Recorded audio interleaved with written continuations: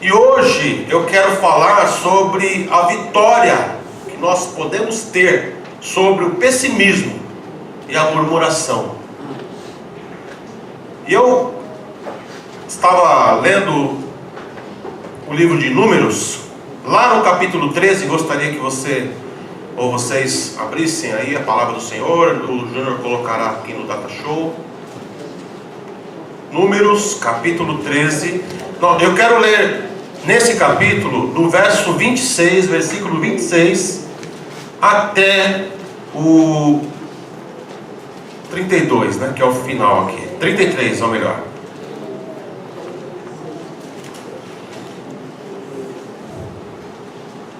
O coral vai cantar?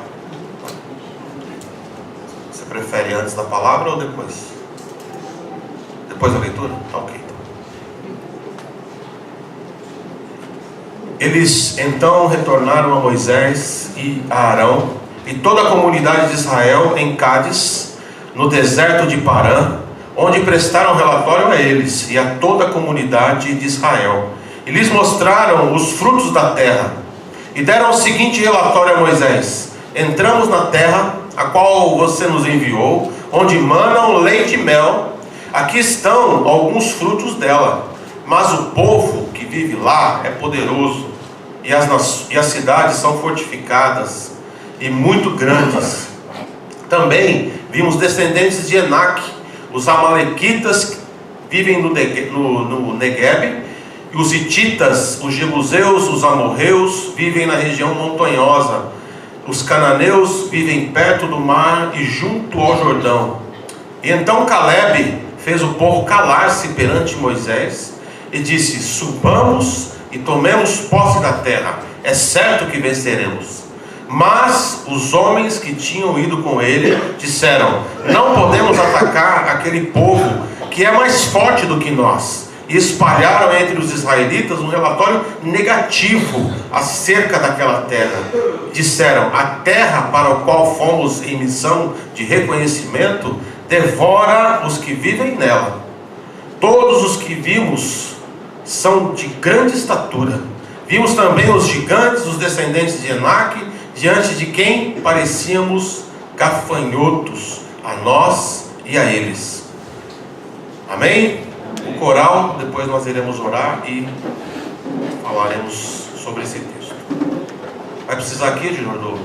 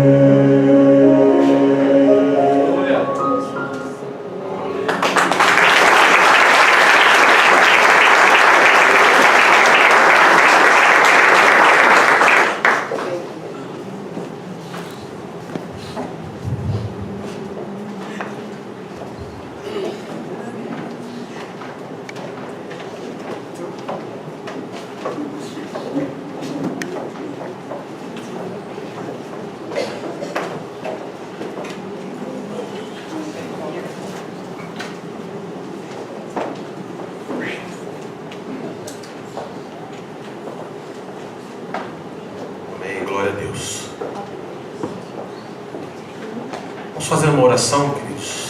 Presença de Deus mesmo, sentado, curva a sua cabeça e vamos adorar a Deus em oração. Pai eterno, Deus de toda a honra e toda a glória, que o teu nome seja mantido santo, Pai.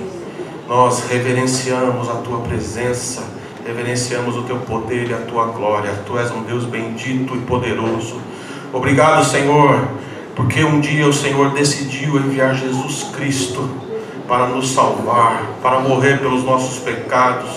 Obrigado, Senhor, por tão grande amor, porque Deus amou o mundo de uma tal maneira que enviou seu único Filho, para que todo aquele que nele crê não pereça, mas tenha a vida eterna. Obrigado, ó Deus, pela tua igreja que está aqui hoje, pelo teu Espírito Santo que nos foi dado. A partir do momento em que Jesus ascendeu aos céus, ele disse: eu vou enviar um outro Consolador. E é Ele, é o teu Santo Espírito que nos convence, é o teu Santo Espírito que nos consola, é o teu Santo Espírito que abre os nossos olhos espirituais, para que possamos ver aquilo que o Senhor quer que vejamos. Obrigado, Senhor, por tão grande amor. Que a tua palavra agora, Senhor, seja uma bênção para as nossas vidas, que caia por terra todo eu, e que o teu Espírito Santo seja pleno. Que as palavras da minha boca e o meditar do meu coração sejam gratos diante de ti. Em nome de Jesus. Amém? Amém. Queridos, o pessimismo e a murmuração andam juntos. Por toda a história, principalmente de Israel, para quem está lendo aí o Antigo Testamento, se você quer fazer parte desse grupo do Pão Diário, fala com o pastor Eldo, ele incluirá você nesse grupo, que é um grupo de leitura da palavra. Como nós costumamos dizer, lê de carreirinha. Depois que você lê, você começa a estudá-la, a examiná-la. Aí vai nas fontes, vai na história, vai na teologia. Mas primeiro você precisa ter o texto na mente. E vocês que estão acompanhando aí, já leram ou estão lendo o Pentateuco, a Torá, os 5 primeiros livros aí da Bíblia. Nós estamos no livro de Números, daqui a pouco entraremos em Deuteronômio. E no Novo Testamento estamos lá em 1 Coríntios. E lendo também um salmo por dia. E você vai perceber que a murmuração, descontentamento, dúvidas, problemas, mesmo, isso falando em relação ao povo de Israel, mesmo diante de tantos milagres, de tanta graça, eu vejo graça no amor de Deus, aliás, de Deus para com o seu povo, mesmo diante de tantas coisas boas que Deus fizera a esse povo, mas tem algo que nós precisamos entender. Isso é a igreja, né? Fazendo sempre essa ponte entre Israel e a igreja, e às vezes nós estaremos falando sobre o povo de Israel e também sobre a igreja, sobre esse contexto que nós precisamos meditar e entender aquilo que a Bíblia está nos mostrando. E nós vemos as murmurações, as reclamações, Moisés e Arão, principalmente ali os dois, sempre tendo que interceder pelo povo, orar pelo povo, diante de Deus. O Senhor por muitas vezes quis eliminar a maioria, como assim o fez. Você vai lendo aqui no livro de Números, muitos morreram no deserto, e antes de atravessar esse período longo de 40 anos, e a murmuração fez parte, esse pessimismo fez parte desse povo, desde quando eles saíram de lá. Moisés, o que vamos comer? Moisés, falta água. Moisés, olha, está acontecendo isso. Moisés, aquilo. E sempre você vai ler isso no relato aqui dos 5 primeiros livros da Bíblia. Mas também tem coisas boas. E quando nós vamos para a igreja, irmãos, algumas pessoas, isso aí é uma questão histórica, fazem essa diferença entre o Antigo Testamento, e aí chegam a fazer essa divisão. O Deus que atua no Antigo Testamento não é o mesmo Deus que atua no Novo Testamento. Para mim, não muda. A graça, o amor, o favor, a essência do ser do nosso Deus, a alteridade do nosso Deus, ela não muda. Olha para o livro de Atos, quando Ananias e Safira mentiram, não à igreja, mas ao Espírito Santo. O que aconteceu com eles? Paulo chega a pedir, a mandar, a ordenar para os cristãos da igreja de Corinto a entregar um certo homem, um devasso.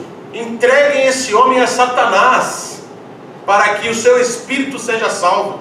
Não quero colocar aqui, irmãos, em questão o pensamento de Paulo, se ele estava certo ou errado, mas aquilo que Deus tem tocado, e eu tenho falado isso para a igreja, principalmente aqui neste lugar, o que Deus exigiu do povo de Israel, e o que Deus exige da sua igreja, do seu povo, de nós que fazemos parte dessa igreja, desse corpo de Cristo, Ele exige a santidade. Não mudou essa exigência do Senhor. Ele exigiu santidade para o povo de Israel, e exige santidade, e exigiu santidade para os primeiros cristãos durante toda a história, e continua a mesma coisa, porque a palavra do Senhor diz que céus e terra passarão, mas as minhas palavras não hão de passar. Não mudou, não mudou. E quando eu estou aqui nesse capítulo, mas aconteceram muitas coisas. Mas eu me apeguei nesse contexto aqui, e vocês vão prestar atenção que há um recenseamento aqui. Ele faz ali um chamamento, né? Ele faz um chamado, e na liderança de cada, Moisés, ele chama o líder de cada tribo. E interessante aqui que Josué, ele está como Oséias aqui. Depois Moisés muda o seu nome, mas no verso 9 ele está aqui como Moisés, da tribo de Efraim. E Caleb está no verso 6 do capítulo 13. Ele é da tribo de Judá, filho de Jefoné. E nós vamos falar bastante de Caleb aqui, mas vamos só contextualizar e entender esse momento. O povo saiu do Egito, e eles estão, não dá para mensurar aqui, entender o tempo exatamente, mas provavelmente há mais de um ano aqui. Mais de um ano, 2 anos, não sabemos, ainda no deserto, perambulando, andando pelo deserto. E como aconteceram vários problemas, né? A promessa do Senhor, ela tem que se cumprir. E ele faz aqui o exato momento, olha, pede para cada um, chama um homem de cada tribo, e pede para que eles espiem a terra, que eles vão até essa terra e espiem. E o texto dá a entender aqui que eles ficaram ali praticamente 40 dias espiando a terra. E quando eles voltam, eles trazem ali um relatório pessimista. E aí está aqui todo o desenrolar, né, daquilo que nós lemos. Mas, queridos, nós temos que entender um pouquinho sobre Israel. O Antigo Testamento, ele é praticamente a história de Israel, tirando aqui alguns pontos, alguns livros, alguns momentos. O livro de Jonas, por exemplo, quando Deus envia o profeta aos assírios, aos ninivitas, e outros momentos aqui quando o povo vai para a Babilônia, mas sempre focado na história de Israel. Então nós temos que ter na cabeça uma coisa, que o povo de Israel, os judeus, os hebreus, os israelitas, todos esses nomes fazem parte de referência a um só povo. E nós temos que entender que tem promessa, ou promessas, que Deus fez ao patriarca desse povo, que é Abraão. O Senhor prometeu terra, o Senhor prometeu descendência, e tem uma palavra que eu sempre digo aqui, que nós temos que ter isso na cabeça, que o Senhor falou para Abraão: eu vou abençoar os que te abençoarem. Isso é uma palavra eterna, é uma palavra perpétua. O Antigo Testamento é a história de Israel, e o que a igreja tem que entender? Que tudo que está escrito aqui aponta para Israel, é lei para Israel, é escritura para Israel. Porém, o que a igreja tem a ver com isso? Nós temos que entender Israel, temos que entender a história de Israel, porque é a partir da história de Israel que o cristianismo nasce. É no meio do povo judeu, no seio do povo judeu, que Jesus vem. Jesus é judeu. Jesus é judeu, ainda que pensando de uma forma universal, ele é o salvador do mundo, mas como homem ele é judeu. E por várias vezes aqui ele citou em algumas ocasiões que a salvação vem do judeu, saiu da própria boca do Senhor Jesus. Onde eu estou querendo chegar, irmãos? Que nós temos que entender a história de Israel, temos que, ainda que seja complexo para nós, entendemos algumas questões teológicas de Israel, mas procure estudar isso, procure saber mais e mais sobre os símbolos que nós temos no tabernáculo, sobre a peregrinação de Israel, a história de Israel. Vocês querem ver rapidamente? Deus ele chama o povo, através de Abraão, fala para Abraão: vocês vão passar mais de 400 anos no Egito, e isso acontece. Quando deu o tempo certo, tudo Deus no controle. Prestem atenção. A história, quando nós vamos estudar a história, os professores falam: a história é cíclica, as coisas vão acontecendo.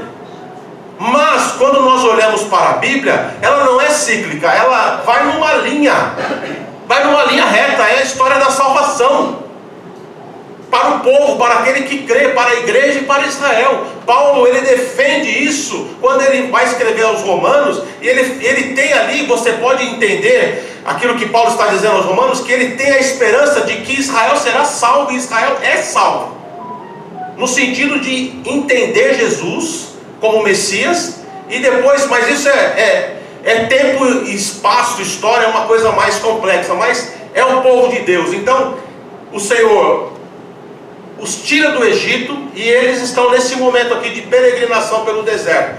A terra que Deus prometeu a Abraão, ele está direcionando: olha, vocês vão chegar.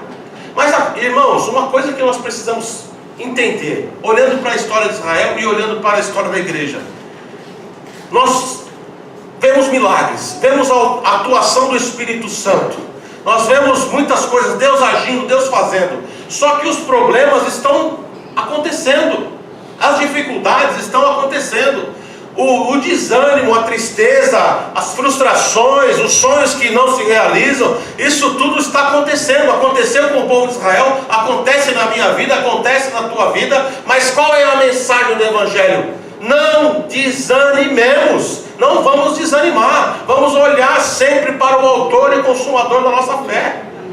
Não vamos nos afastar. Em vários momentos no Antigo Testamento, você vai ler até o exílio, que a idolatria ela foi muito forte, e isso aborrece a Deus. Que tipo de idolatria acontece hoje na igreja? É uma idolatria disfarçada, mas acontece. Pessoas idolatrando homens, pessoas idolatrando bandas, pessoas idolatrando templos, pessoas idolatrando um pedaço de rosa, uma flor. Um pedaço de rosa é bom, né? Ia falar pedaço da cruz, né? Como na Idade Média. Que tipo de idolatria? Nós temos que entender isso e fazer sempre essa reflexão: a quem eu verdadeiramente estou adorando? O Senhor cobrou isso do povo de Israel, e até o exílio da Babilônia, quando eles foram para a Babilônia, o Senhor os avisava através dos profetas. Eles saem do Egito, vamos relembrar aqui, eles saem do Egito, peregrinam no deserto do Sinai, principalmente o deserto do Sinai, naquela região, sob a autoridade de Josué, eles entram na terra prometida com guerras e mais guerras com os cananeus, os descendentes de Cã, lá os filhos de Noé, povoaram aquela terra, entre outros povos, mas os cananeus eram o principal povo daquele momento, e eles guerreiam, e eles vencem aquele povo em determinado momento, e Israel se estabelece naquela terra. Há divisão, porém você vai ler no livro dos Juízes, que quando o povo se afastava, quando o povo caía para a idolatria sempre fez parte, eles carregaram essa maldição do Egito, que estava infiltrada ali no meio do povo de Israel, e se misturaram com os deuses cananeus, Baal, Moloque, entre outros deuses, e esse culto, essa idolatria, ela foi muito forte no seio do povo de Israel, nas 12 tribos praticamente. E o livro do Juízes vai nos mostrar o quê? Que quando o povo se afastava da idolatria, se aproximava de Deus, Deus dava estratégia, Deus livrava-os dos seus inimigos, Deus dava paz. Não é assim que acontece conosco? Quando nós nos afastamos de Deus, Jesus falou assim, que o sal que perde o sabor, ele só serve para ser pisado pelos homens. E ele faz essa referência à igreja. Ele não diz, vocês são sal da terra e vocês são luz do mundo. Quando esse sal perde o sabor, ele só serve para ser pisado pelo homem. Quantos cristãos, vamos colocar entre aspas, se afastam de Deus? Porque o verdadeiro cristão, o verdadeiro Israel, o verdadeiro judeu, ele não se afasta, ele permanece. Ele não se afasta, pode perceber, ele não vai se afastar. Olha o que aconteceu com Paulo, queridos. Olha o que aconteceu com Paulo. Olha o que aconteceu com Davi, por exemplo, que deu os seus escorregões, mas estava sempre ali pedindo perdão e voltando ao Senhor. Mas esse afastamento, esse esfriamento, isso causa dor, isso causa tristeza. Espiritualmente as pessoas começam a ter pensamentos que não vêm de Deus, serem assoladas por demônios, por espíritos malignos, e não percebem.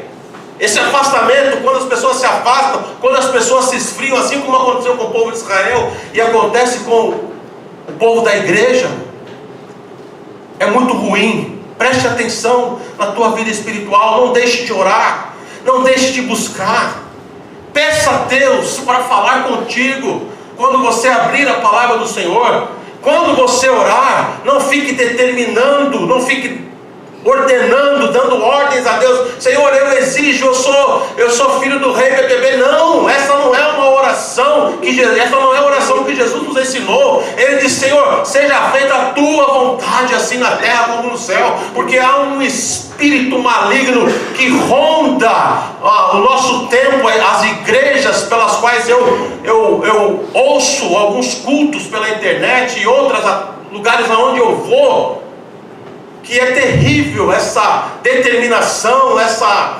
irreverência em relação a Deus. Deus nunca aceitou isso, nem de sacerdotes. Vejam os filhos de Arão que colocaram fogo estranho no altar do Senhor. Sabe o que pode ter acontecido ali, irmãos? Eles subiram para fazer sacrifício bêbados, profanando o altar do Senhor. Não sabemos exatamente isso, mas o que dá a entender naquele contexto é isso. Levaram fogo estranho, a vida não estava em santidade. E depois que eles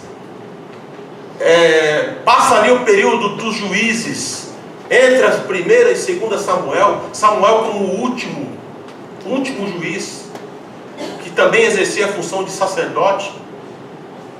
E ali o povo sempre errando, pediram um rei, o Senhor deu um rei, o Senhor escolheu Saul, depois de Saul veio Davi, depois de Davi veio Salomão, depois o reino foi dividido por causa de inveja, por causa de murmuração, por causa de muitas coisas. Nós não vamos entrar aqui no mérito da questão, por causa principalmente de desunião e amor ao poder. Mentiras, tudo isso envolveu a separação do reino de Israel. E depois da separação, os reis não conseguiram reinar, não buscaram a Deus. A maioria no Israel do Norte, nenhum rei agradou a Deus. No Israel do Sul, com a capital em Jerusalém, Judá, alguns reis conseguiram agradar ao Senhor. E tem promessa, Deus tem promessa para esse povo, e nós temos que entender isso, queridos. Você tem orado por Israel? Ou você tem criticado? Os comunistas odeiam Israel. Odeiam Israel. O ex-presidente Lula foi lá em Israel e reverenciou o túmulo do líder palestino e não fez nem menção ao holocausto. Não fez nem menção ao holocausto. Você tem orado por Israel? Você tem orado pelo seu país? Ou você tem só criticado? Ou só murmurado? E quando, queridos, o período dos reis, eles terminam ali com por causa da idolatria, entre outras coisas, Deus avisando através dos profetas. Todos os profetas que nós vemos aqui no Antigo Testamento, eles estão apontando para o quê? Mostrando para o povo, olha, o que Deus não quer que aconteça em Israel, que haja injustiça social. Porque vocês, quando buscam outros deuses, vocês não têm a noção, falando para o povo de Israel, resumindo aquilo, a palavra dos profetas, apontando o dedo para a liderança, sempre para a liderança, para os sacerdotes, para os governadores. Quando vocês adoram outros deuses, vocês se afastam do Deus verdadeiro, e a essência da vontade desse Deus também foge de vocês, porque vocês estão oprimindo os pobres. Você lê no Pentateuco que Deus dá ordem, olha, eu não quero que vocês maltratem os estrangeiros, eu não quero que vocês maltratem os pobres. Essa é a essência da ordem do Senhor para os israelitas, quando eles estão lá no deserto. Olha, quando vocês entrarem na vossa terra, a terra que eu prometi, lembrem-se dessas leis. O Senhor é um Deus que quer justiça social, e a igreja também tem que entender isso. Mateus capítulo 25, Jesus fala que a salvação, que os escolhidos têm características, e uma das características dos escolhidos é o quê? Olhar para o pobre, olhar para a viúva, olhar para aquele que tem necessidade. Pode ler em Mateus 25, eu tive fome e vocês me deram de comer, eu tive sede e vocês me deram de beber. É a mesma palavra. Olha para o Novo Testamento e olha para a essência do Antigo Testamento. Deus não mudou, Deus não muda e nunca mudará. O que Deus quer de nós, irmãos, é que no contexto da santidade, o Senhor comece a colocar sentimentos dentro de você.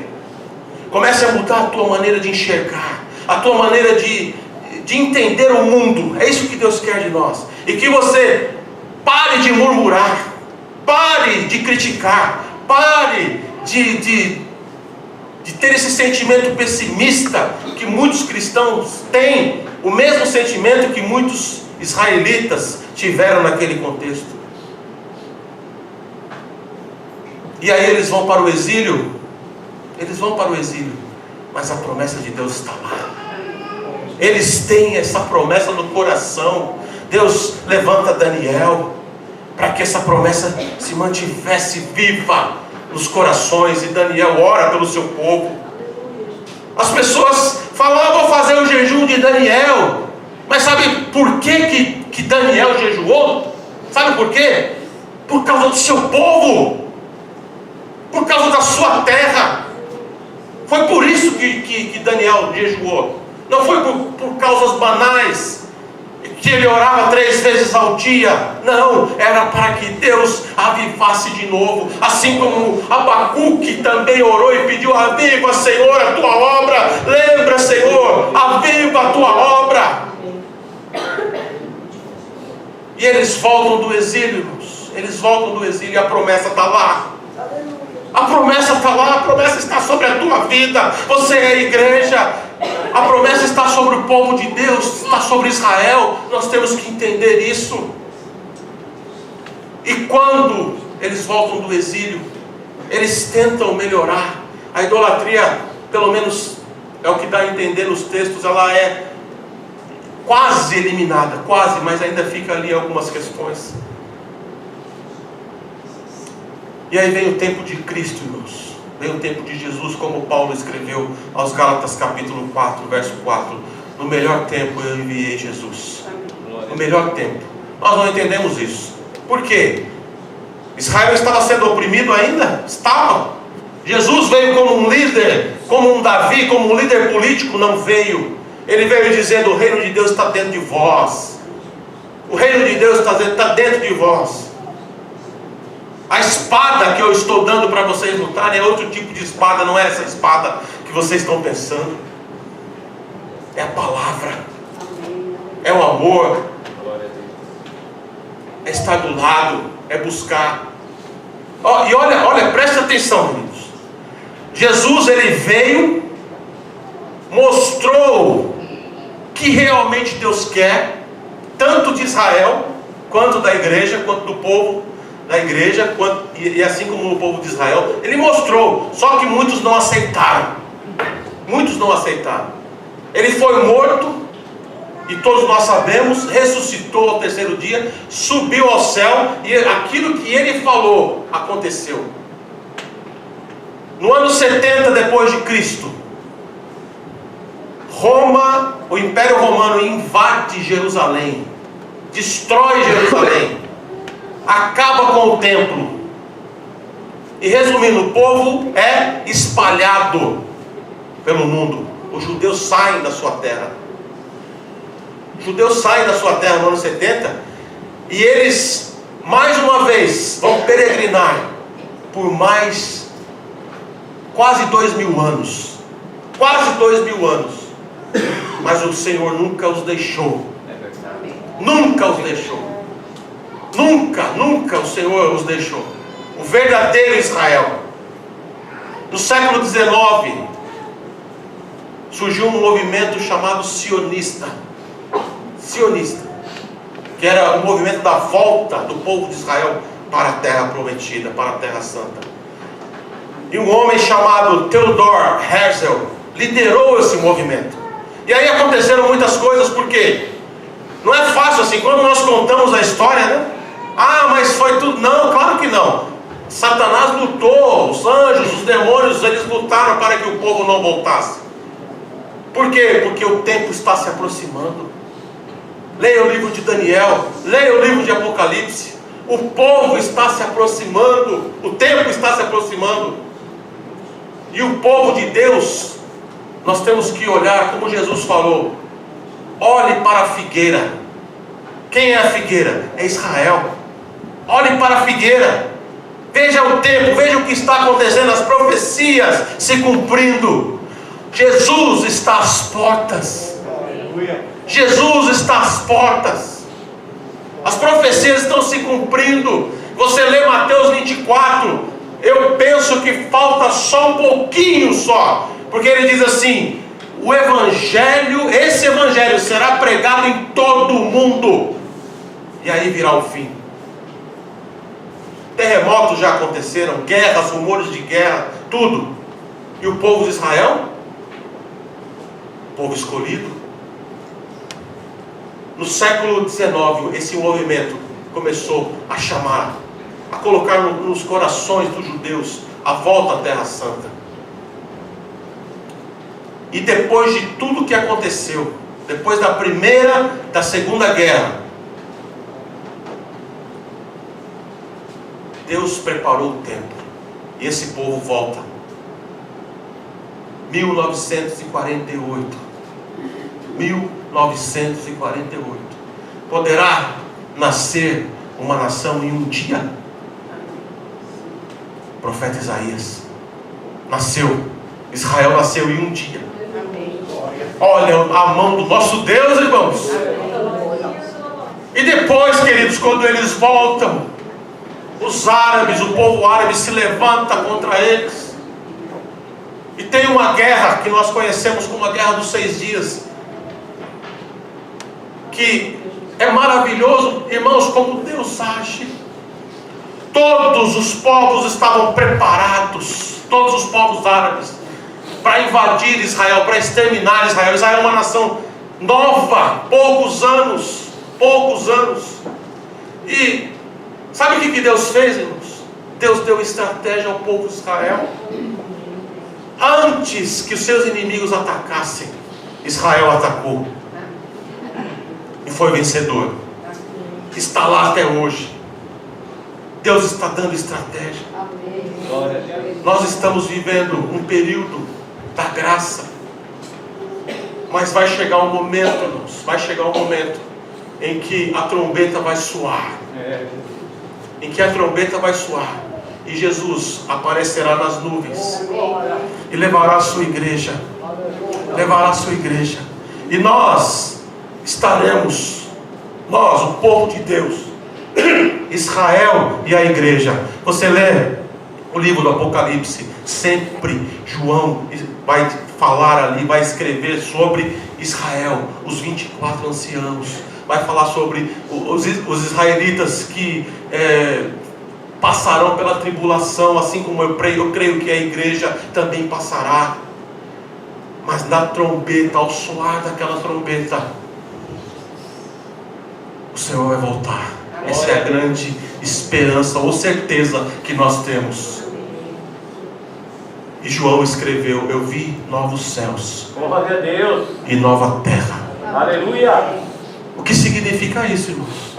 Israel é conhecido na Bíblia como o povo da terra. Vi novos céus e nova terra. Israel é conhecido na Bíblia como o povo da terra. E a igreja? O povo do céu. Israel e a igreja. Igreja, o povo do céu. Israel, o povo da terra. Nós estaremos juntos nessa simbiose. O céu e a terra parecerão uma coisa só. Vocês têm noção disso? Milhares e milhares de pessoas com vestimentas brancas, com vestes brancas, diante do trono do Cordeiro e do Senhor, nosso Deus, dizendo: Santo, Santo, Santo, Santo, Tu és Santo. Você tem orado pela salvação do povo de Deus? Ou as tuas orações são orações egoístas? Aprenda a orar como Daniel orou. Amados, o texto que nós lemos, eu quero tirar aqui algumas lições rápidas. Diante de uma missão passada para você e a uma equipe, no final dessa missão, essa é uma pergunta, preste atenção. No final dessa missão, você vai ressaltar os pontos positivos ou os pontos negativos? Vamos voltar aqui ao texto, no contexto que estava acontecendo. Moisés deu uma missão a esses homens. Se o Senhor te der uma missão hoje, através de um pastor falar com você, através de um líder seu, do teu trabalho: olha, meu querido, você e a sua equipe, vocês irão fazer isso, a missão foi dada. No final dessa missão, o que é que você vai ressaltar? Só para você ter uma ideia e você fazer essa autoanálise. Porque eu tenho feito isso. Se eu sou um pessimista ou se eu sou um otimista. Se o Espírito que atua em mim é o Espírito Santo ou é outro Espírito. No verso 27 do capítulo 13. E deram o seguinte relatório a Moisés: entramos na terra a qual você nos enviou, onde manam leite e mel. Aqui estão alguns frutos dela. Vamos lá, vamos parar só um minutinho aqui. Você vai ler nesse texto que um cacho de uva, fora as romãs e as outras frutas, mas um cacho de uva teve que ser carregado por 2 homens. Olha só o relatório. E Queridos, olha, vamos lembrar. Olha a história de Israel. Olha o que Deus fez. Saindo do Egito, mar vermelho, ainda que você olhando no mapa, é um braço do mar vermelho. Mas não importa, Deus fez um milagre. Eles passaram no seco. O texto vai dizer que, vai dizer não, vai relatar, né, como o Tiago disse aí. O texto vai nos relatar que uma nuvem cobria o povo no deserto, para dar sombra. E uma coluna de fogo, todos os dias, o tempo todo, os acompanhava. O Senhor mandou codornizes do deserto, do nada. Vocês querem carne? Toma aí carne. Não quer o maná que eu estou dando? Glória a Deus. Então toma aí carne. Se entupam de comer carne. Com tudo isso, porque talvez aquilo que nós temos pregado aqui, a tua cabeça pode estar em outro lugar, você pode estar até conversando aí, mas alguma coisa entra aí. Alguma coisa entra, porque eu vejo a minha filha na televisão, olhando lá um programa, mas quando eu falo alguma coisa lá, isso daí eu sei, não está nem prestando atenção no que eu estou falando. Pai, isso daí é assim, assim, assim. Por quê? Captou? Então a mensagem aqui, ela estava no inconsciente coletivo do povo de Israel. Eles viveram os milagres, queridos. Aí viram o que era aquela terra, como era aquela terra. Aí eles chegam para Moisés, aí no verso 28, mas o povo que lá vive é poderoso. Olha só, irmãos, o povo que lá vive é poderoso, e as cidades são fortificadas e muito grandes, e também nós vemos os descendentes de Enaque, que é um mistério bíblico. Como que esses gigantes voltaram? Eu pensei que Deus tinha acabado com eles lá antes do dilúvio, ou depois do dilúvio, ou no dilúvio. Mas os homens estão aqui. Os Enaquins, os gigantes, os Nefilins. É algo para ser estudado. Que mistério é esse? E eles estavam lá, na terra prometida. Qual é o relatório que você vai passar? Você vai olhar só os pontos negativos, ou você vai ressaltar os pontos positivos, ou seja, a fé, a esperança, a confiança no nosso Deus. Em segundo lugar, queridos, aí nós vamos pensar em Caleb.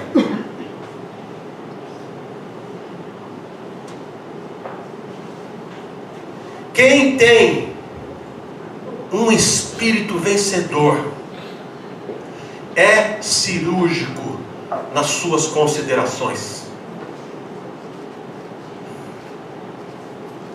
Você vai ver aqui que Caleb e Josué se destacam, mas Caleb se destaca primeiro. Caleb se destaca primeiro.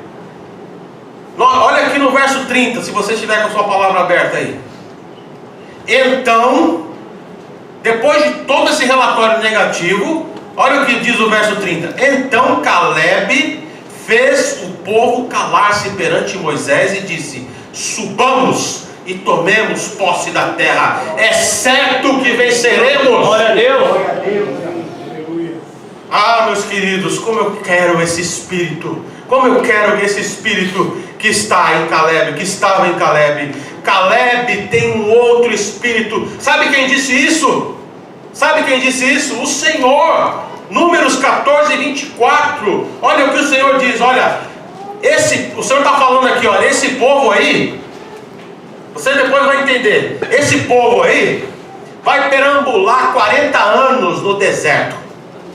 Vai perambular 40 anos, vai andar, vai bater cabeça 40 anos no deserto. Mas o meu servo, 14 e 24, mas como o meu servo Caleb tem outro espírito, e me segue com integridade, eu o farei entrar na terra que foi observar, e os seus descendentes a herdarão. Que outro espírito é esse, irmãos? Não é um espírito que fica vagando, não. É a forma de pensar. Nós somos espirituais. O que é que tem passado pela tua cabeça? O que é que tem afligido a tua alma? Oh, meu amado, que esse espírito de Caleb seja uma bênção para você, que ele esteja em você, que essa forma de pensar seja algo sobrenatural na tua vida, porque diante das circunstâncias, diante dos problemas, independentemente do que esteja acontecendo, eu quero esse espírito de Caleb, porque nós vamos vencer, nós vamos subir. Sabe por quê? Porque o Senhor é conosco, o Deus de Jacó é o nosso refúgio.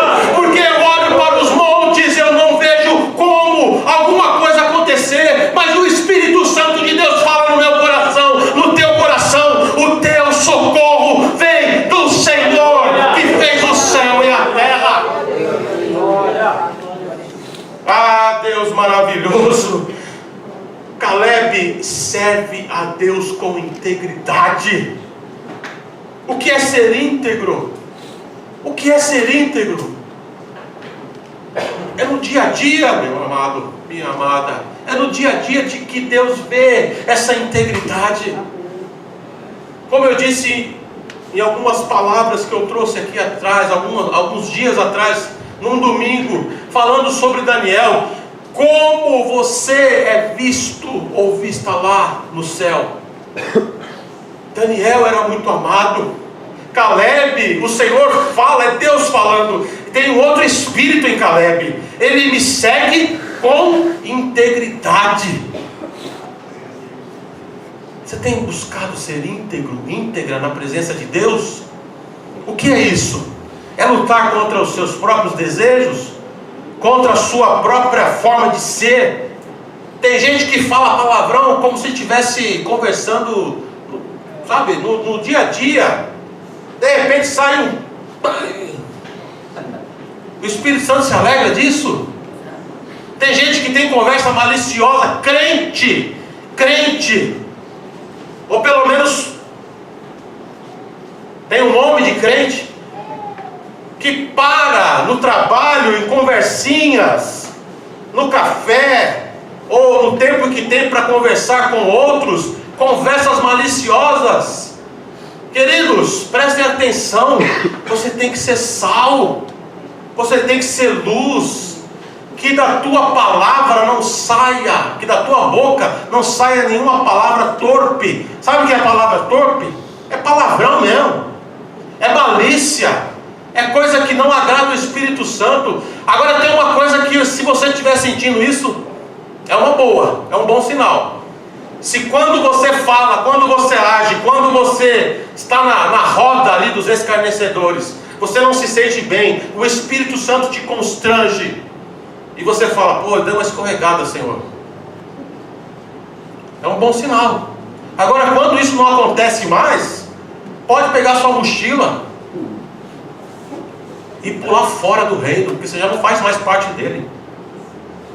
Não faz mais. Se isso é normal para você, sentar-se à roda dos escarnecedores, falar maliciosamente, sabe aquelas conversinhas? Você viu?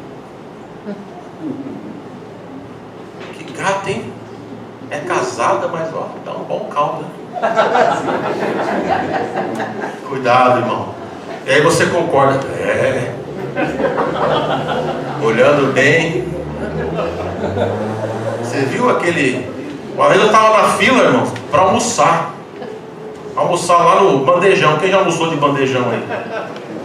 A empresa dava almoço, graças a Deus. Tem gente que está na empresa murmurando: isso aqui não vale nada, isso aqui é uma porcaria, esse patrão é um capitalista explorador. Vai estar na pele do capitalista explorador para você ver o que ele passa. Eu estava lá na fila. Eu não me lembro se ela era irmã ou não, né?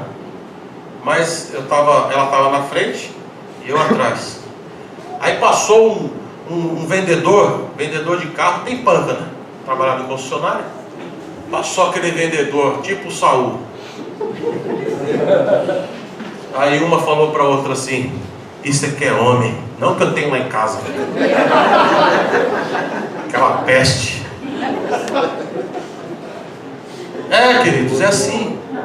Muitas pessoas, como eu disse agora, displicentes com o Evangelho, não vivem o Evangelho, não sabem o significado de ser santo, de buscar santidade, ou não querem saber. A sua visão é otimista por quê, queridos? Por que a visão de Caleb é otimista? Porque ele viu os milagres. Ele viu os milagres. Olha aqui, 14, eu vou fugir do texto que eu estou trabalhando aqui, pensando hoje, mas só para que nós tenhamos essa ideia. Números 14, 8 e 9.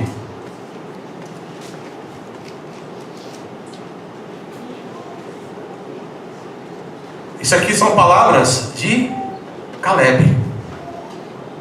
Se o Senhor se agradar de nós, Ele nos fará entrar nessa terra, onde manam leite e mel, e a dará a nós.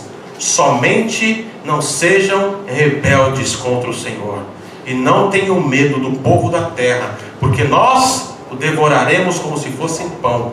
A proteção deles se foi, mas o Senhor está conosco. Glória a Deus. O que no hebraico, o que é o Senhor está conosco? O Emanuel. Aleluia. O Emanuel está conosco. Quem é chamado de Emanuel? O nosso Senhor Jesus. Deus conosco. O Emanuel está conosco. Não tenham medo. Mas o que aconteceu aqui? A comunidade toda, verso 19, falou em apedrejá-los. Quem está falando aqui é Caleb e Josué. Os dois tomaram a palavra ali, porque Moisés, vendo a situação e a revolta do povo, eles se prostram com o rosto em terra e começam a clamar, a pedir a Deus. Ei, Josué e Caleb, você vai ler aí no verso 6, dentre os que haviam observado a terra, rasgaram as suas vestes. Sabe o que significa rasgar as vestes no contexto do Antigo Testamento? É indignação. É indignação. Rasgar as vestes é indignação. Eles ficaram indignados. Só que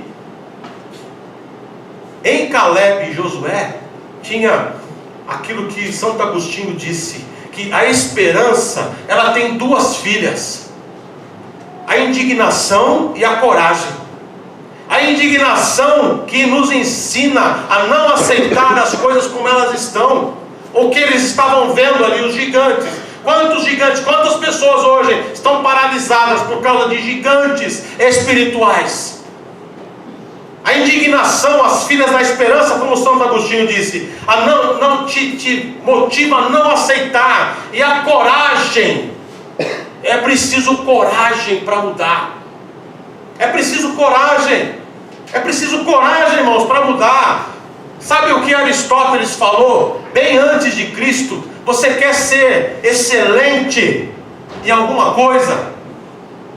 Pratique, tenha coragem, saia do seu lugar, faça aquilo várias vezes. Quer passar, quer estudar em tal lugar? Isso é impossível, isso é um gigante na minha frente. Não, vá lá, pratique, estude, que você pode conseguir. É isso que nós temos que entender. Interiorizar coisas boas, deixar esse pessimismo de lado, essa murmuração de lado. Eu quero concluir, irmãos, essa palavra lembrando de Josué capítulo 14. Depois, se você lembrar, vai lá na tua Bíblia e lê. Depois de mais de 40 anos, a promessa se cumpriu. Glória a Deus. Josué e Caleb, principalmente Caleb, herdou a terra. A sua família, a sua descendência estavam lá. E os dois estão conversando. Só os dois, daqueles 12 que foram, só os dois. Os 10 morreram. Os dois estão lá conversando. Olha, vou colocar aqui com as minhas palavras. Josué, lembra? Lembra daquela vez que nós entramos aqui, nessa terra, que não tinha condição nenhuma, aos olhos humanos, de nós tomarmos posse? Só que é o seguinte, meu amigo Josué, a promessa de Deus estava no meu coração. Glória a Deus. A palavra do Senhor estava no meu coração. E eu tenho hoje aquele mesmo entusiasmo. Eu tenho o mesmo entusiasmo que eu tinha quando eu tinha 40 anos. O mesmo entusiasmo, a mesma fé. Eles estão lá, alegres. Por quê? A promessa se cumpriu. Aleluia. Às vezes ela demora, irmãos. Mas pode ter certeza que o Senhor é conosco. O Deus de Jacó é o nosso refúgio. Amém? Amém. Que Deus abençoe. Que vocês possam viver essa palavra. Que vocês possam viver o Evangelho do Senhor. Que isso possa ficar guardado no teu coração. E que isso sirva de vida para você. Esperança, alegria. Vamos nos alegrar na presença de Deus. Vamos ter essa convicção, esse espírito de Caleb. Que ele possa ser moldado em nós. Como que nós vamos conseguir isso, irmãos? Como disse Aristóteles, é praticando. E como disse Paulo, né? Como disse Paulo, relembrando Paulo e Aristóteles, no que pensar? Não é isso que Paulo diz? Em que nós vamos pensar? Em tudo que é bom, em tudo que é agradável, em tudo que é verdadeiro. Tudo isso tem que fazer parte da sua maneira de ser. E aí esse espírito de Caleb, esse espírito vencedor, vai fazer parte de você também, para a glória de Deus. Amém? Eu quero chamar aqui o Tinão.